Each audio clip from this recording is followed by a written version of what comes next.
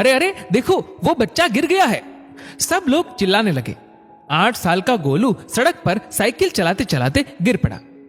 उसके हाथ और पैर में कुछ चोटें आई थी और वो रोने लगा। सब उससे उसके घर का पता पूछ रहे थे, लेकिन गोलू बस रोए जा रहा था। फिर वही भीड़ में रीमा भी थी।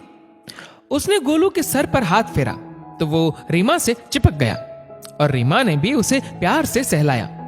फिर उसे उसके घर तक छोड़ के आई। जब रीमा वापस जा रही थी तो गोलू एकटक उसे देखे ही जा रहा था, क्योंकि रीमा की शक्ल बहुत हद तक गोलू की स्वर्गवासी मां से मिलती थी, जो कि 2 साल पहले किसी बीमारी के चलते भगवान को प्यारी हो गई थी।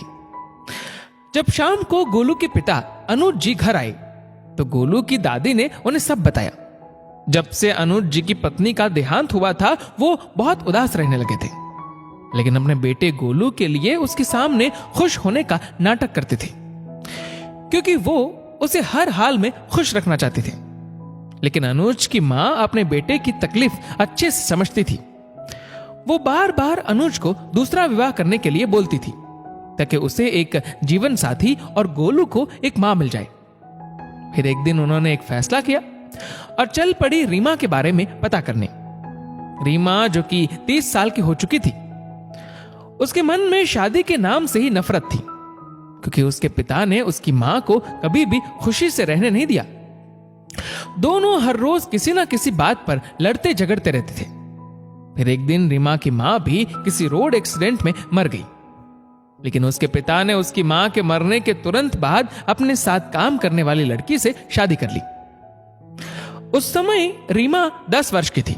उसकी सौतेली मां उसे हमेशा डांटती फटकारती रहती थी और उससे घर का सब काम भी करवाती थी, जिससे रीमा के बाल मन को बहुत आघात लगा। उसके पिता भी सब जानते थे, लेकिन अपनी नई पत्नी के मोह में कुछ बोल नहीं पाते थे। जब रीमा बड़ी हुई तो उसने एक स्कूल में अध्यापिका की नौकरी शुरू की।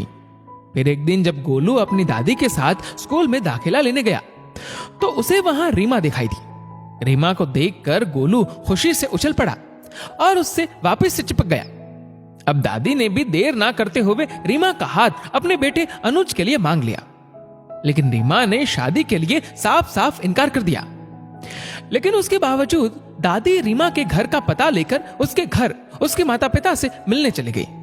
रीमा के माता और पिता भी रीमा से पीछा छुड़ाना चाहते थे, इसलिए वो तुरंत शादी के लिए तैयार हो गए। रीमा शादी नहीं करना चाहती थी, लेकिन जब गोलू की दादी ने उसे गोलू और उसकी मां के बारे में बताया तो रीमा को गोलू में अपना बचपन दिखाई देने लगा। उसके मासूम चेहरे को देखकर रीमा के मन में ममता उमड़ पड़ी। उसने शादी के लिए हामी भर दी और मन ही मन फैसला किया कि अब से गोलू मेरा सौतेला बेटा दुनिया की नजर में होगा, लेकिन मेरे लिए वो मेरे अपनों से बढ़कर रहेगा और अपनों से भी ज्यादा प्यारा होगा। रीमा और गोलू एक दूसरे को पाकर जितना खुश थे, शायद आज से पहले उतना खुश कभी नहीं हुए थे, और इस तरह 2 अधूरे एक दूसरे के पूरक बन गए। दोस्तों, इस वीडियो को लेकर आपकी क्या राय है नीचे कमेंट करके जरूर बताएगा। और अगर आपको वीडियो अच्छा लगा हो तो इस वीडियो को लाइक करेगा, शेयर करेगा ज्यादा से ज्यादा लोगों तक, और ऐसे ही और भी इंस्पिरेशनल वीडियोस के लिए सब्सक्राइब करें हमारे यूट्यूब चैनल को और फेसबुक पर फॉलो करें हमारे पेज को। धन्यवाद।